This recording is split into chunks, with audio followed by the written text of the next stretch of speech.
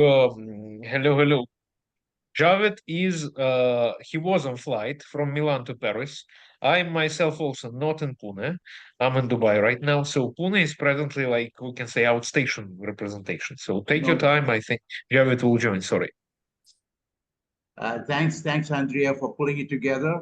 And I will straight away get started. I think Karina is the one who is wanting to jump in straight because she has got another meeting to go. So I will straight away request Karina to start on what you wanted to present. This is all about opportunities out of India and globally, expansion about technologies, industries, and whatnot. And Karina is a stalwart in the medical technologies, and she's based out of Philadelphia, and she's been doing successfully accelerator programs, basically starting international companies into the United States, help them joint venture, fund it, and find partners and expand it to the US. So I turn to you, Karina, to start it off, and then we can go on to the others. Thank you, Please. Shankar. Really appreciate the opportunity. Thank you. So yes, I'm the founder and CEO of World Upstart. We're the company that does two things. We create really great accelerators. We did it for the University of Pennsylvania and for the Science Center that works with 20 universities in the area to help commercialize early technologies, especially in life sciences and medtech. But we also run an accelerator for international companies coming to US. And that is also focused on life sciences, medical devices, and digital health. So in the last 3 years, we graduated 64 companies from 18 countries. I'm sad to report that none of them were from India. So I'm hoping to change that. Of the 64 that graduated from us, 26 are now in the United States and scaling up, and 8 are already FDA approved. Now, if you know anything about global expansion, you know that only 1 in 5 companies makes it here. So we're really doubling the odds of successful expansion to US for those companies. And the accelerator is a hybrid. So it's 6 weeks online that are very intensive 6 weeks of working with experts to have a very specific answers to a checklist that every CEO should have, from legal incorporation, IP strategies, visa strategies, to reimbursement, how are they going to be paid here, regulatory, marketing, which is very different in the United States, especially in healthcare, and then operationally, taxation, banking, accounting, HR, how to hire in the United States. Every state has different employment laws. And then finally, fundraising. So collectively, our graduates raised 144 million so far. And that's what we do. And we run accelerators twice a year. So as I said, it's a hybrid. So it's 6 weeks online, and then everyone comes to Philadelphia to meet with local stakeholders, with doctors, hospitals, pharma, but also to pitch to investors. That's our program. And if there are any questions, I'm happy to answer them. I'm also happy. I want to ask Karina any questions because she's looking at India now. India having so much of medical technologies happening. There is a wealth of information, knowledge, practical products, and the prototypes and whatnot. And here is an opportunity to talk to the person who actually is a gateway to the United States market in medical technologies. Even the ones who are speakers might have something to add or suggest, and we are happy to take this on.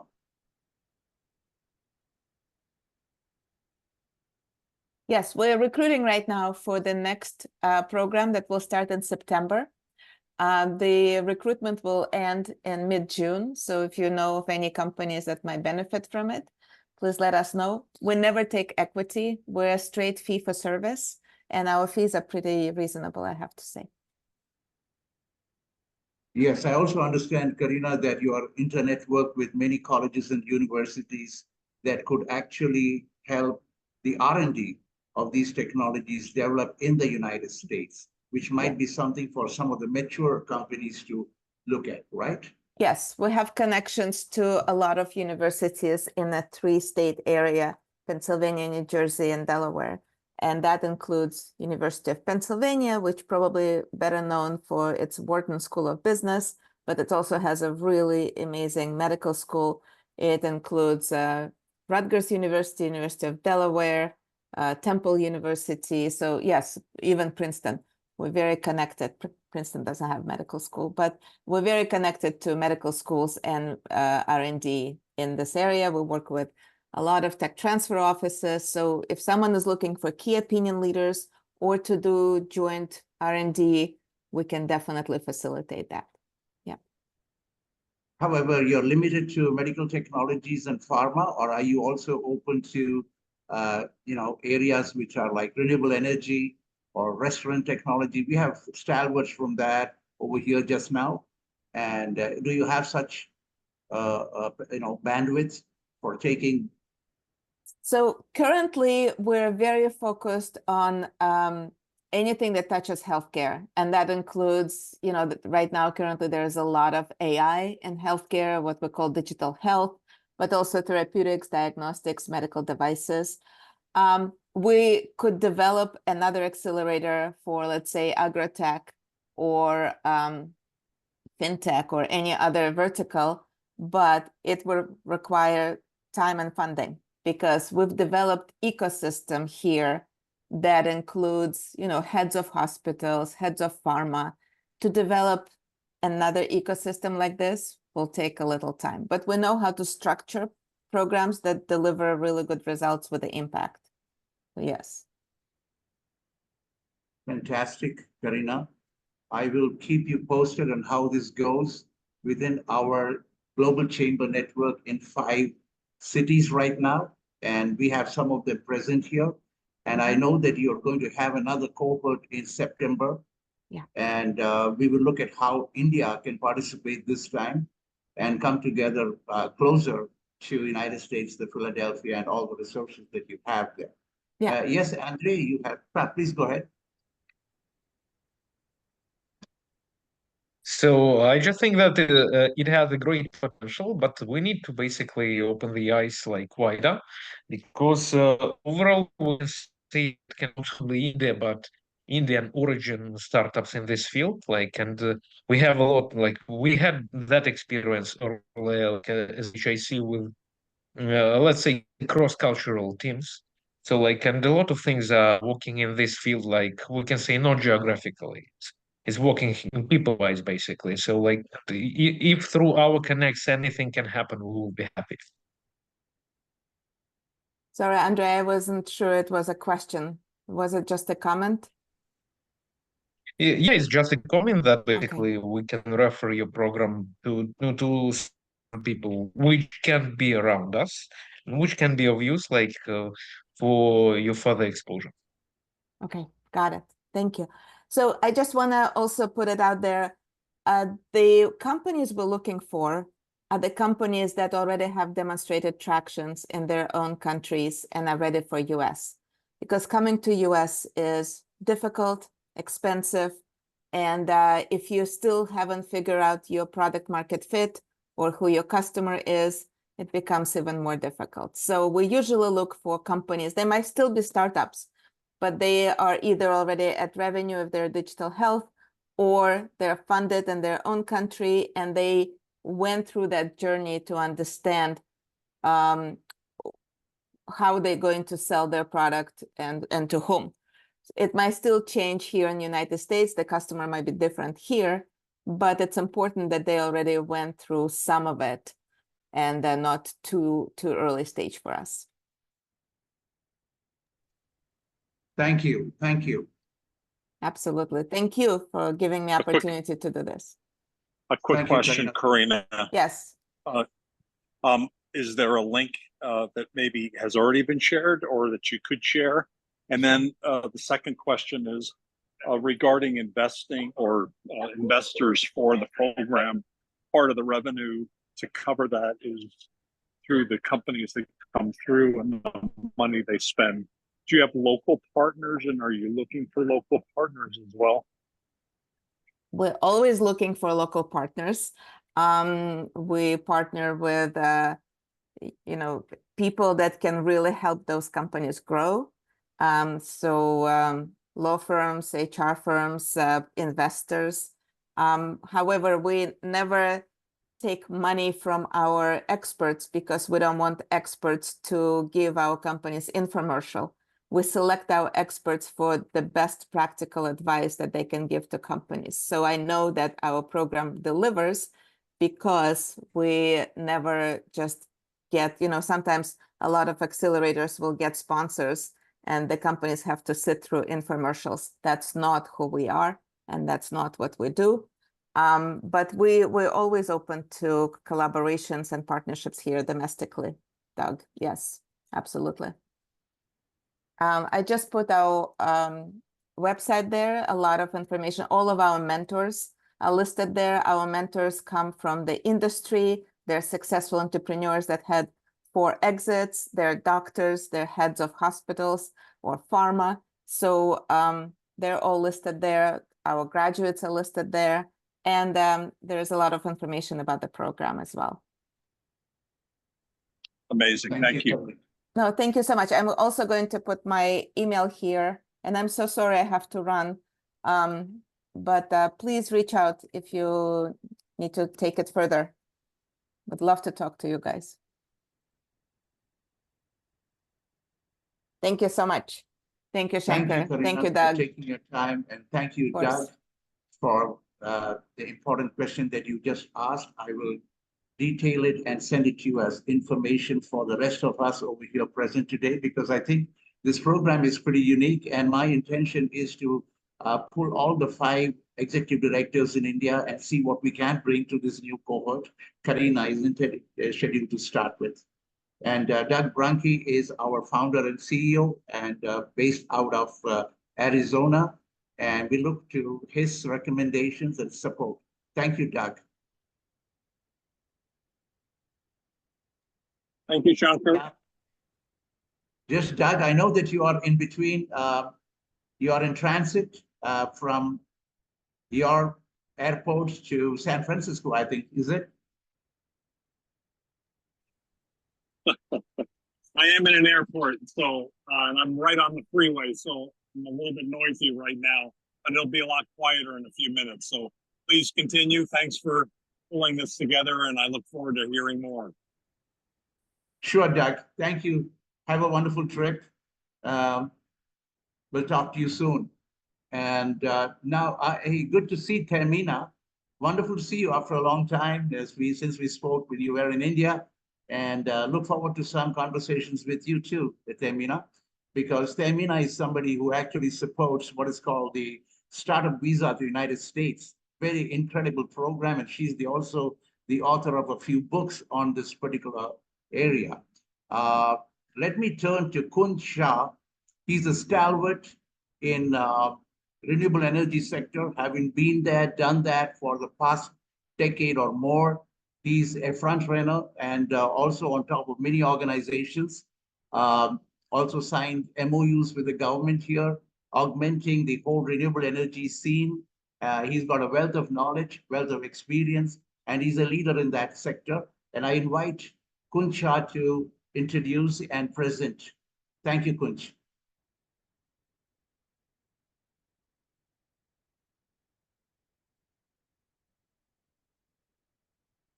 Kunj, you need to unmute.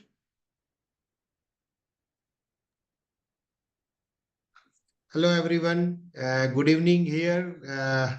Maybe for some, good morning. I'm Kunj Shah from Zodiac Energy Limited. I'm chairman and managing director of the company. We are Ahmedabad, India-based renewable energy service provider. We are into EPC of solar energy space.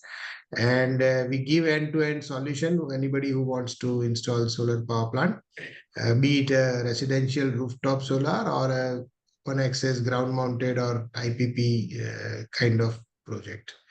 So I'll today talk on the renewable energy journey of Gujarat and the opportunities and way forward for renewable energy sector in Gujarat. Historically, Gujarat state has embraced renewable energy way back, And since last 30 years, we are installing wind energy projects, windmills in Gujarat for deployment for generating renewable energy. As far as solar energy is concerned, our tryst with solar energy started in 2010 when our Honorable Prime Minister now and the then Chief Minister of the state, Mr. Narendra Modi, has announced 1,000 megawatt or 1 gigawatt of solar power through competitive bidding in Gujarat.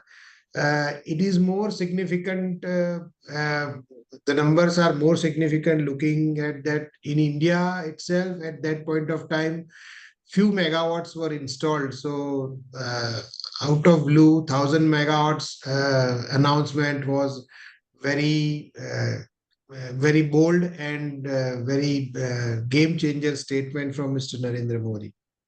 He also introduced 500 megawatt integrated solar power park in Charanka, which is first of its kind in Asia.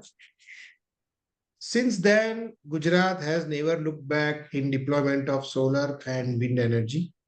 After completion of 1,000 megawatt power purchase projects from solar energy, Government of Gujarat introduced many industry-friendly policies and schemes for rapid proliferation of solar energy in the state. Some of them are like scheme called Surya Gujarat, which is a residential rooftop scheme for residential user backed with some subsidies. Surya Shakti Kisan Yojana or Sky for farmers, net metering for commercial and industrial consumers, and open access for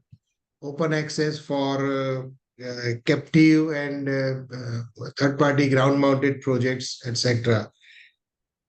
Gujarat also deployed many central government schemes like PM Kusum, solar pumping scheme, central PSU scheme, and PM Surya Ghar, which has been recently announced by Mr. Modi.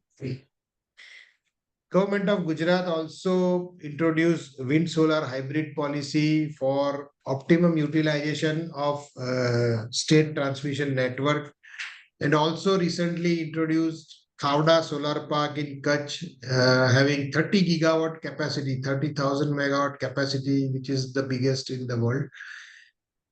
So Gujarat is always a front runner in the renewable energy space in India, or you can say in world also.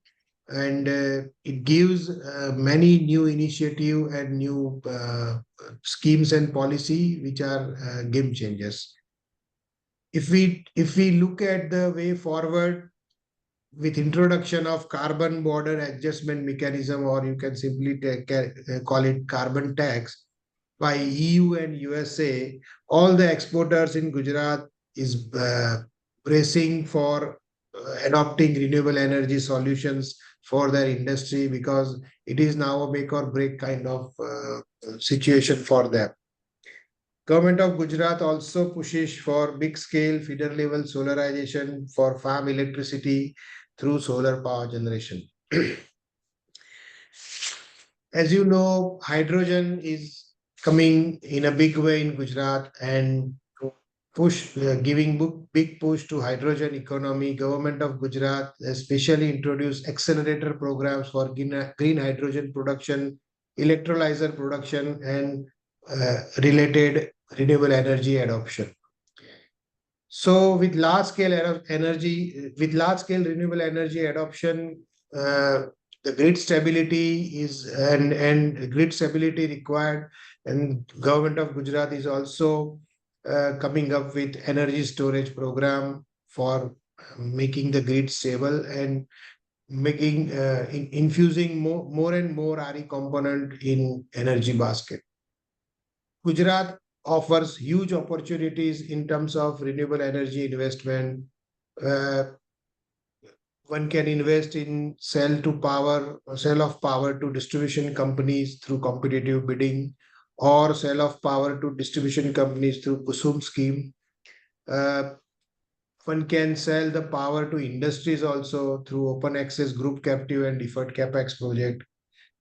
hydrogen production and hydrogen ecosystem provide lots of opportunity like manufacturing of electrolyzer, manufacturing of green hydrogen, and setting up the renewable energy for making it a green tech. One can also invest in renewable energy park as a park development to offer plug-and-play situations, plug-and-play solutions to solar project developers. So Gujarat is really a hot destination for global investment for renewable energy.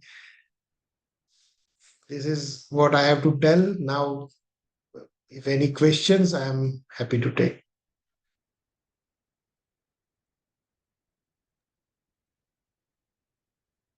Thank you. Thank you, Kunj. There's a whole lot of information which I think we need to find a way to articulate and reach it across to the global network, because Gujarat is really the hotbed for renewable energies, more in South Asia. And there are technologies that are coming in which are like disruptive technologies in solar and renewable energy. And having said that, I know Kunj is also looking after solar parks, which is very interesting. What you mentioned, that can actually supply energies to the companies and factories and SMEs from a remote place. And that is becoming a new opportunity, which is what I think you initiated with the Gujarat government recently, isn't it? Yes. Yes. Yeah. So if you can elaborate a bit for our audience to understand the solar farm opportunity, we might be looking at international investors coming to Gujarat, because this recorded version is going to go to 525 metros, and they will be all listening to what we are talking today. So, Shankar, Gujarat government recently introduced open access policy through which any user of electricity can produce renewable energy at remote location, and by using the state transmission network, they can use the renewable energy for their industry or any commercial outlet or any educational outlet like that. So, many industry, many companies does not want to deploy their resources right now into renewable energy projects. So there are people who invest in renewable energy projects and supply electricity to those customers through open access, and it's a very nowadays it's a very lucrative business model, and lots of investors are showing interest and coming into that. Thank you, Kunj. I think Doug has a question. Doug. Yeah, Doug. Thank you, Shankar. Kunj, could you talk about the different types of renewable energy, and where the opportunities are? Are you only talking about solar, or are you talking about hydrogen and any others? Yeah, I spoke about hydrogen also. Hydrogen is a very Gujarat is rapidly expanding its hydrogen ecosystem. So we have few units coming up for electrolyzer manufacturing. Few units are manufacturing for storage, compressed hydrogen storage, and recently one of our Gujarat-based company, Welspun, has signed MOU with a German utility for supply of hydrogen through green ammonia route to Germany from Gujarat. So yes, hydrogen is also a very promising opportunity for investment in Gujarat. Same way, Gujarat has a very big coastal line, and anybody who wants to have investment interest in tidal energy or offshore wind energy can come here and deploy the resources here. Government is very proactive, and government is listening to your needs and your challenges, and accordingly they make the program accordingly, so that investor can have a big confidence for the business. Thank you. So where are the opportunities for people outside of India? Is it as investors or as suppliers of parts? Where do you see the opportunities for those of us outside the country? People outside India can come as an investor also. They can come with their products also. They can. It is a huge market over here, so any good supplier internationally can have a. We have lots of European suppliers for inverters, for windmill components, for electrolyzer components, and we have also some Chinese, US supplier for solar panels, solar inverters, and lithium-ion batteries, kind of thing in Gujarat. So yes, investors are also welcome. Suppliers are also welcome. We can export some of our products to globally, so that we also invite customers to have a look what Gujarat has to offer. Thank you. Thanks. Thank you, Doug. Thank you very much. And I see Dana here, and I just wanted to acknowledge your presence. Thank you, Dana.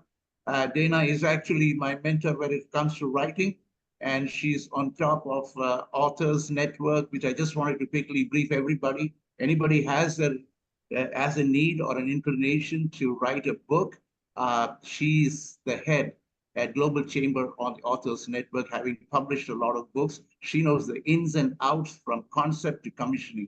Thank you, Dana, for being here today. Good day, Shankar. Just thank you for putting this together. We're always elated to make these connections, and you're too kind. Thank you very much. Thank you, Kunj, for a wonderful presentation. And if there is any more questions for Kunj, please feel free to ask or just put it in the chat, as you may find it easier that way. And I'm going quickly by the time, and I would turn to Javed. Javed, are you there? Yeah, good afternoon. Can you hear me? Yes. Yeah. Yes. Please. So I introduce just landed yourself. in Paris. Paris. So I'm sorry I joined this meeting late because my flight from Milan was late by half an hour. So Okay. it's afternoon here. So good afternoon, everyone. That works. We are all on the same time. Yeah, okay, good. Where is Andre? Hello. Hello. Okay, I'm here. Let me Henry, introduce yes, Javed. yes, So yes. Javed is a shareholder of Radea Group. So, and Javed will speak today briefly about Maharashtra industrial capacity in numbers. Radea Group initiated one development that we are very actively into. So that will be most likely offline kickoff event for the Pune chapter. So which will be called Maharail Expo. So we had a certain progress, but it slowed down due to the elections, and we will be back on track within 2 months. And presently, the idea is to utilize that both bureaucratic and power structure that has been shaped in Maharashtra through MIDC and through basically nullifying the differences between the fractions of different parties through that the so-called trilateral vehicle, which is basically ruling the government right now. So and using that opportunity, we can invite more technologies about the railway sector, especially including the growing projects like Pune and Nasik semi-speed rail and other potential technologies, because we can say that we have a very good example of same structure, which is already working and which was first ever defense exhibition in Pune, supported by MIDC. So we can say that this tool is working, and we are very keen to utilize it now. So Javid, let me give it over to you. Take the floor, Yes. please. Besides all that, what my friend Andre has said, and we are looking for an exhibition kind of a thing in Maharashtra, wherein we want to invite all the European countries because we have a huge potential of railway. India is a huge country, right? There is a high demand for metros, trams. We don't have trams in our cities. We don't have metros in our cities. Hardly there are 2 or 3 cities where we have metros, and that too are not so good as we can see in Paris or anywhere in Europe. So the kind of technology you people have here, so we want to bring all those technical people to Maharashtra and have a kind of an exhibition wherein people can come and sell their products and have collaboration as well with the government, and in future wherein we can look for a huge metro chain of network kind of a thing in India. That's great, Javed, to hear about your area of work and where you see it focused, how Expos can actually bring international companies into India. And Yes, I yes. would very quickly want to introduce Arti, my colleague in Goa, and she's pretty much in that space of creating Expos and making it visible for companies to build traction in India. Having said that, she's also doing an expo in pharma in Gujarat. And there are many avenues by which Andrea can probably coordinate and see how this can be deliberated. Anybody has a question for Javed? Yes, thank you, Shankar, for introducing me. And yes, I would like to connect with Mr. Javed. If he has any kind of a Yes, help yes. for the expo, yes, I would be more than happy to collaborate on that. Thank you. I hope I was audible. Yes, yes, yes. You're audible. Any questions for me? Yeah, I would like Yes. to know more about it so that we can connect and see how See, we can help you. yes. So recently there was an exhibition in Pune. I don't know you're aware of. It was a defense exhibition wherein people have come and participated in that, and wherein there was a technology transfer from different countries. So same way, I want to have an international kind of an exhibition wherein we can invite the companies who are in railways. As you might be know how railways are good in Europe. People prefer here rail than plane. Yes. So that kind of exhibition I want to do in Pune. Okay, that sounds good. I think we should we should connect and talk about this or share more details about it so that it Sure, will be sure, sure. able Yes, to help in much more better way. yes. Yeah. Okay, we'll do that. I'll Okay. share my details with you, or Shankar or Andrew can share my details and we can connect. Yeah, Sure. sure, with great pleasure, Arti. Yeah, and I think Dana has a question as well, please. Yes, Andre. Thank you both for your presentation. I heard you mention the railway sector. What particular region are you targeting? And just for clarification, who would be your ideal client?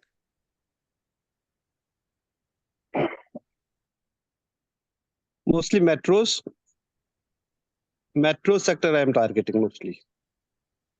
The metro railway networking. Okay. There are two huge developments here, basically. So first development is like Pune Metro is getting launched, which is kind of big. It was advertised across India. For instance, like one of the latest Shah Rukh Khan's movies, like called Jawan, was like recorded like at like Pune Metro station. It was kind of buzz over this event.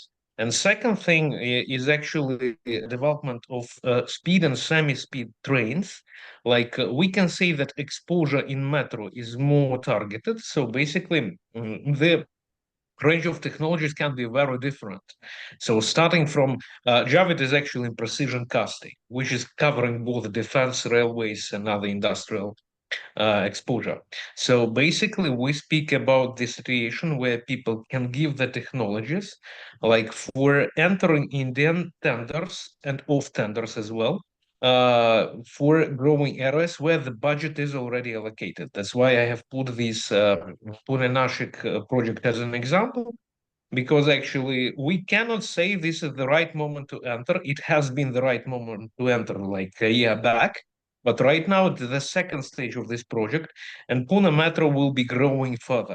So basically, metro technologies, again, starting from holders and finishing from, let's say, fitters. So basically, very different range of technologies, which can be simplified as like TOT capable kind of thing. So in railway and metro. Thank you, Andre. I was looking for your LinkedIn connection in the chat. I'm not sure if you were able to share it yet. Sure, with great pleasure. That's great, Dana. And any further questions for Javed? It's a great opportunity for everybody to participate. It's an expo after all. And there are multiple ways in which an expo turns businesses around. For that matter, even consulting or foreign direct investments or technology transfers. There are various ways in which we can create the verticals and see how, as global chamber, we can bring our associates and members around the world and see this opportunity taking off in Maharashtra. It's a very forward going straight. It's a city, Pune, aerospace, automobiles, and all those industrial areas are in the forefront.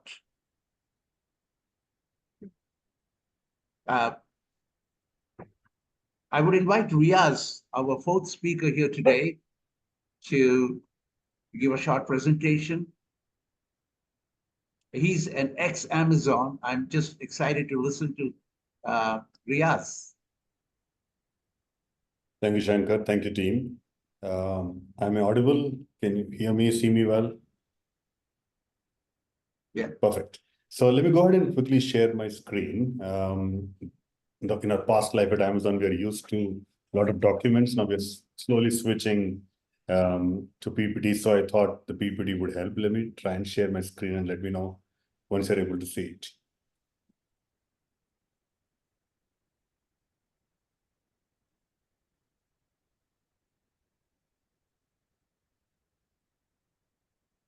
Can you see my screen?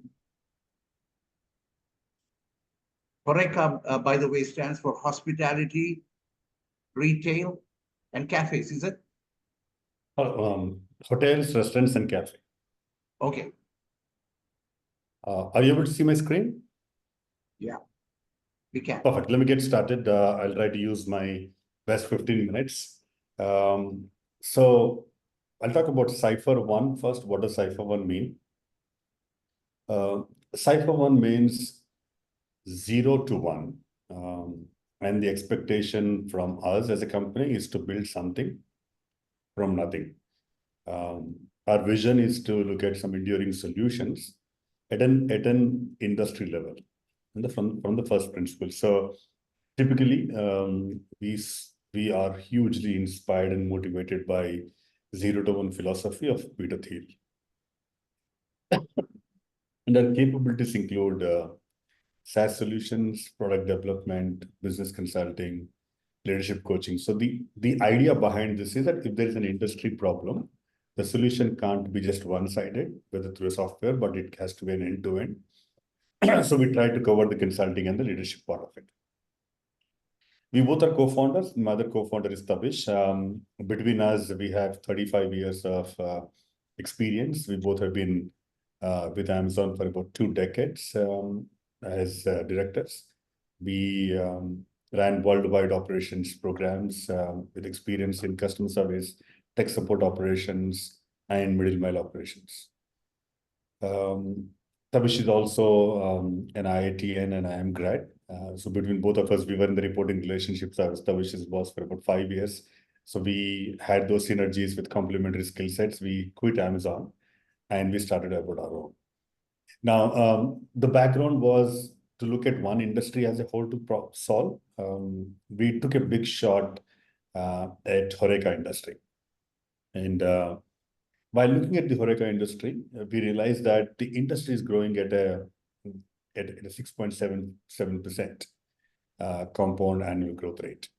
And through the course of the whiteboarding exercise, we realized that the opportunity here is to build an integrated system. And it's not like a Eureka moment where we woke up one day and this is the only solution we have for the industry. There are a lot of players in the industry. What we realized was all these small pockets or disjointed, and they're not connected. So that's when we looked at the Horeca Industries integration. Eventually, after the whiteboarding exercise, we finalized this industry to move ahead to solve the problem. Now, talking about the challenges in the Horeca industry, the first one is a fragmented puzzle, which talks about the disjointed systems, operational efficiency, the end customer experience, and the decision-making process, which is not data-driven.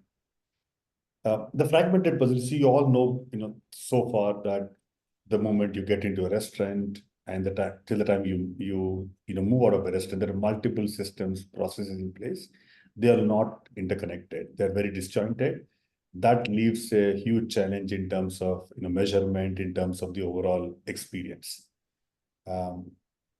Operational efficiency challenge is the food cost, which is a major cost for this industry, is always high.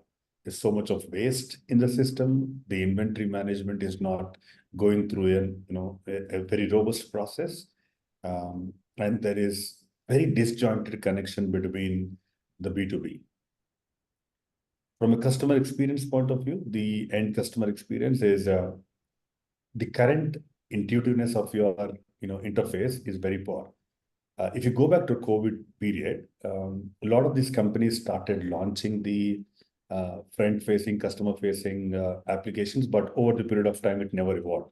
So the intuitiveness, the lack of personalization, everything at this point of time has not evolved. And the last one is from the CEO's lens.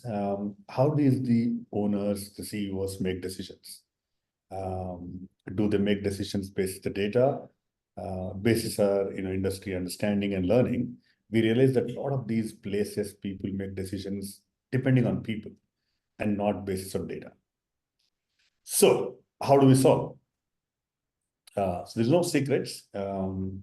OSS is an integrated restaurant management software solution, which Cypher One is trying to build. Go back to slide 1 where we said there is an integrated solution, there's a business consulting and leadership coaching. So they all come together, but I'll spend more time on this integrated solution here.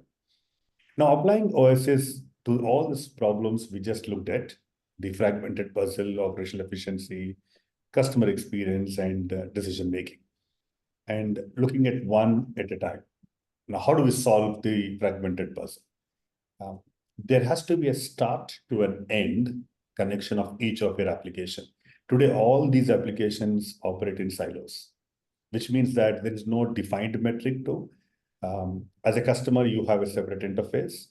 The interface to the kitchen is slightly different, which they call the KOT. The point of sale interface is different sometimes. Then the kitchen doesn't talk to the stores team or the inventory team. The inventory team couldn't place the order directly with their vendors.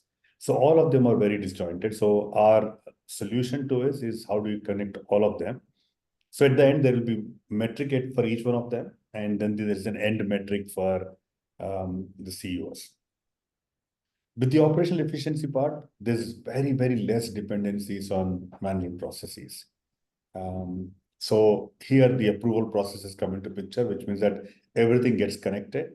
Every time, I'll take an example that every time there is an ingredient or a product which is getting completed from the kitchen, it need not go through a human audit or a check. The stores team gets an automated update of it, and then the approval process goes through it. So that's one of the examples of improving the operational efficiency. The end customer experience is, if you are, like if Shankar or Doug, any one of us just, gets into a restaurant and you try to place an order. And if you are a repeat customer, if you're a loyal customer, it talks about preferences to you. Hey, your preferences are so-and-so. Last time you said you were allergic to nuts and you're placing an order which might have nuts. So all these are personalized. And we focused on the phygital world where if you're a physical customer on this restaurant or the digital customer placing an order, the experience has to be uniform. And the last part, of course, is on the data security, that all the customer data, which is secured and only previewed to the owners. The last, but the most important one is we looked at the current environment of decision making. How often do you find the owners making a very dynamic decision process? Do they look at this particular dish has got a lot of sales over the weekend, so it has to go by X percentage? Does the menu offering changes? And then there is a balanced scorecard which you look at to say this particular product at so and so price forms this percentage of the overall value chain, or this particular vendor is providing us with an X percentage of the cost which can be reduced. So all of these things you can make the decisions, and then the customer part of it is very, very clear that you look at the customer sentiment. The customer can give you feedback, and based on the feedback, you can come back and work on the feedback. So these are the solutions through Oasis which you're trying to build. And then how? Because one of the topics, part of this conversation is how do we build strategic partnership and collaboration? Now, while we are sitting in India, the opportunity does not restrict to India. It's a global problem. And like I said some time back, it is not that we have reinvented this problem or solution. It's not a eureka moment for us. There are players in the system. Our model is slightly different in terms of connecting all of them together, like an ERP package. Now, you can ask the question that if it's already existing, why do we still go ahead and solve the problem? The market today is global. Okay, there are these big giants like the McD's and the KFCs. They all have their own ERP systems. And then there are some small of these cafes which are single outlet units which are managed by the owners themselves. And the gap between these two extremes is a total market. And that's where these strategic partnerships come into picture in terms of the world is one. How do we break this? If you're solving a problem for one location, in the current environment, in the current global market, this can be expanded to all of the countries. There will be challenges like language, in terms of, if you go to Middle East, the language will start from left-hand side to the right, whereas English is from the left to the right. So all these changes will have to accommodate. And the opportunity is going to be, if it solves for one region, it solves for the entire world. The customer preferences will be taken care. And with so much of diverse perspectives, the problems can get solved through these strategic partnerships and collaborations. So I spoke about the total addressable market or acquirable market today. It's a huge restaurant software market outside there. It's going to grow by 16.3%. And then, while North America forms the major share, the APAC, by virtue of its natural growth and organic growth over the period of time, is going to grow by 19.4%. So this is a fair opportunity for the HoReCa industry solution through Oasis. So that's why we said why can't we go ahead and solve this problem? And then the question is who is going to solve the problem? Obviously, Cypher one. And why are we in the best position to solve the problem?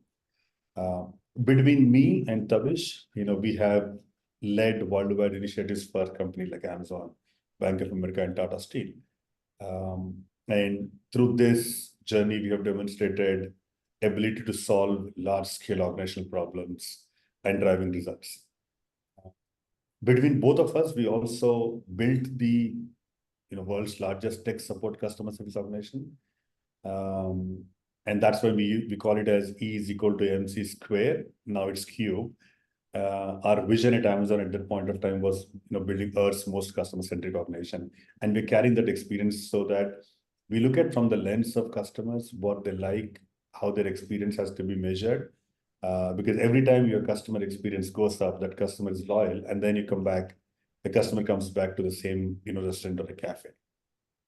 The thought leadership between us is, while we are solving problem through a technology, we also understand how does operational excellence work? How does the entire operations work? What should be the right metric? Are there right structure, processes to run those metrics?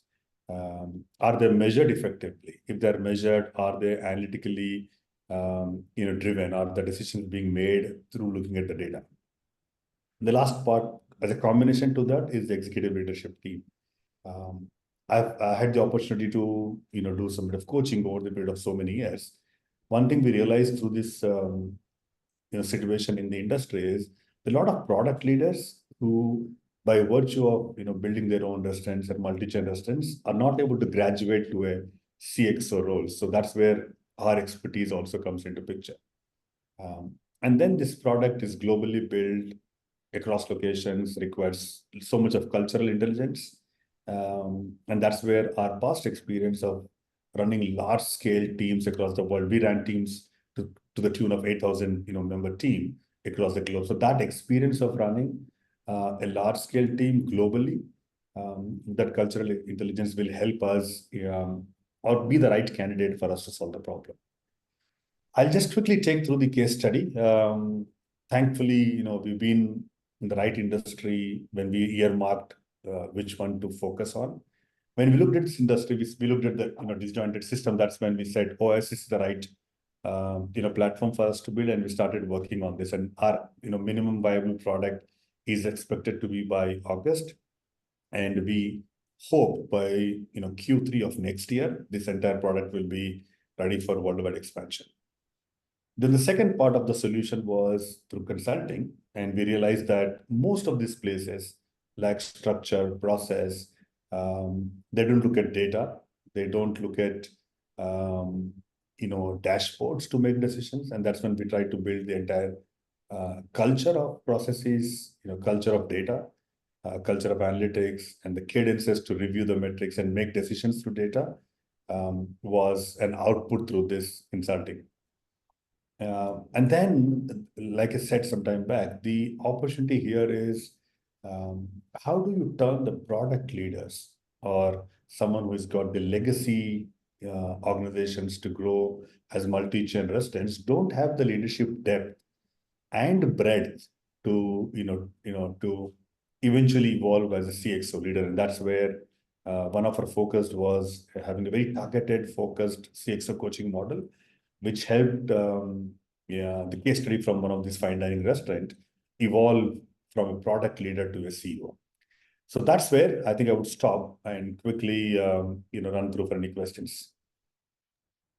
Thoughts?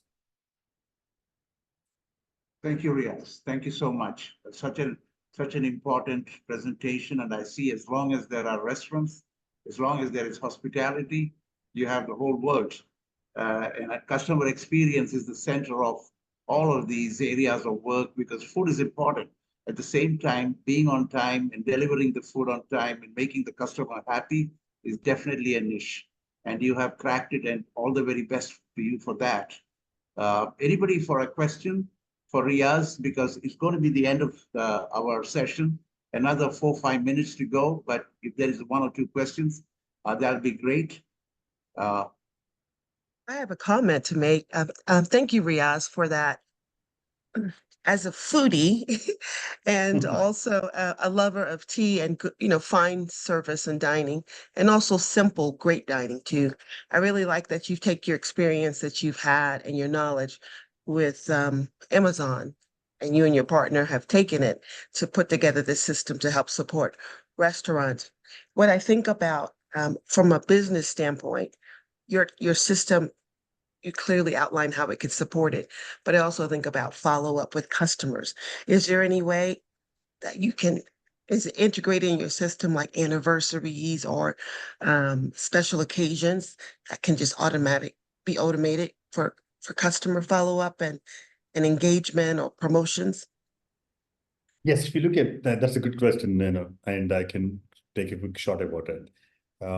If you look at the customer experience part of it, we said, as long as the customer is using the technology and we adhering to the data privacy of the customer, there's a lot of intuitiveness which gets built and the customer data is retained, which means that if the customer chooses to share information about an anniversary, the restaurant owners or the staff can be proactive, by maybe sending a wish or if they're dining at the restaurant at the point of time, having a welcome message that, hey, it looks like it's your anniversary.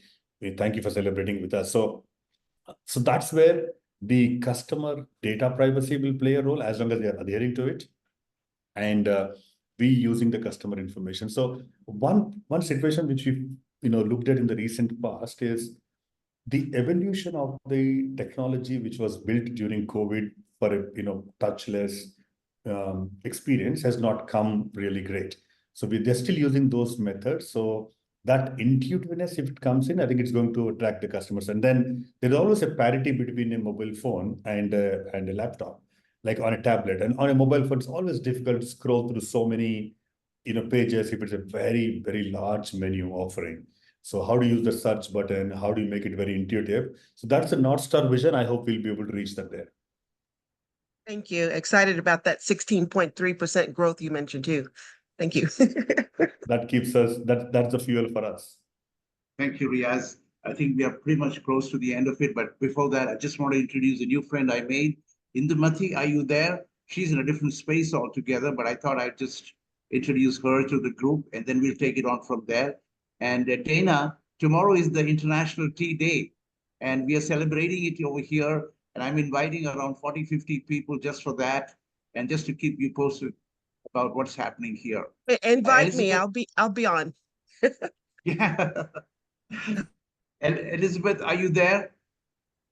I sure am. I'm really loving tonight. So thank you for having me. And I'm very impressed with everyone's presentation.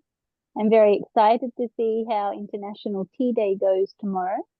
And yeah, thank you again for inviting me to Global Chambers and seeing all these beautiful, innovative ideas. So once again, I look forward to seeing you all again. Do you have a minute just to explain what you're doing and where you are and who you are? Yes, I do, Doug. I'm ahead of you all. As you know, I'm currently right now in Australia. I'm starting a company in India so that I can go global, setting up eco-villages and bringing the power back to the people by bringing, the lifestyle and the ancient wisdom such as the Vedic ways, yoga, AI that's going to bring out wellness in the office, in the workplace. So I'm based in Australia now, and our projects will be in Gujarat and West Bengal to begin with. And yeah, I'm just really grateful that Doug, you reached out to me, and I'm just ecstatic to know that there's someone like yourself, supporting people that have these great big ideas, but without the support from people like yourself and mentors, the percentage, the statistic is so high with people not succeeding. But let's try to increase the success rate and turn it from the 80 to the 20 to the 20 back up to the 80. So thank you so much. Forward to learning more. Lovely. Thank you, Doug. I turn to you for the final remarks as we close the session today. Oh, okay. Thank you, Shankar. I appreciate it. And some really great presentations today, some great opportunities. I love the fact that we now have this forum on a regular basis.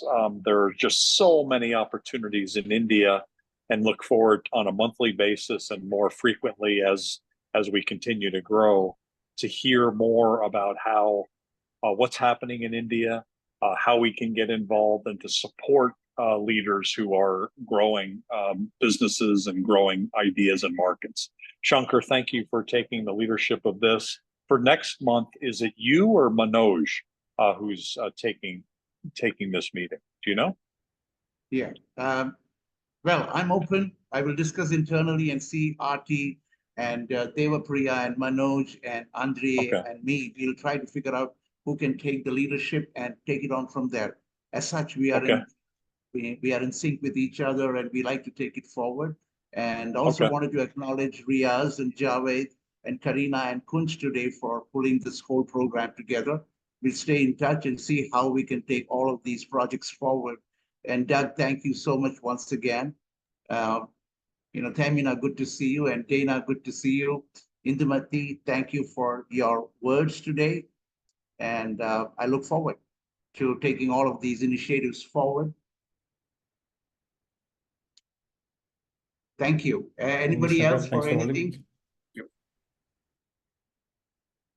Fine. So have a great morning, afternoon, evening, where you are in the world, and make a true difference. Thank you so much for participating today. Thank you and bye. Talk to you soon.